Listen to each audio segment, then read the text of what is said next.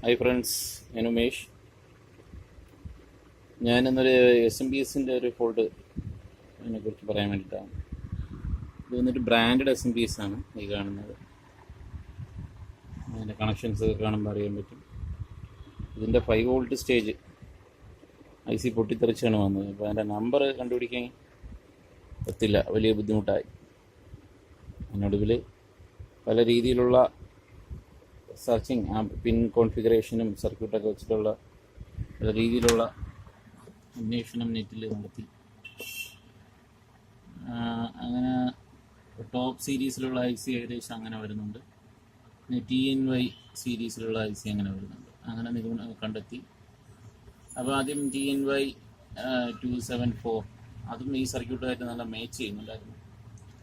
അങ്ങനെ അതുമൊക്കെ ആ സർക്യൂട്ട് പരീക്ഷിച്ചു. IC ഇട്ടു, എന്നിട്ട് ഒക്ടോ കപ്ലറൊക്കെ മാറി നോക്കി, എന്നിട്ടൊന്നും ഔട്ട് വന്നില്ല.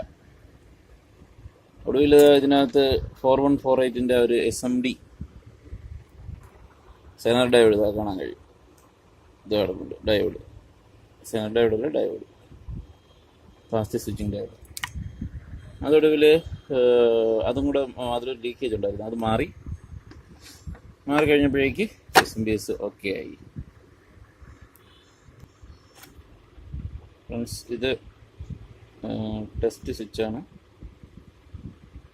കാണാൻ കഴിയും, പക്കാ വർക്കിംഗ്. Okay, thank you. ഇത് ആർക്കെങ്കിലും ഒക്കെ ഉപകാരപ്പെടട്ടെ എന്ന് വിചാരിച്ചിട്ടാണ് ഇത് ഷൂട്ട് ചെയ്തത്. Okay, thank you.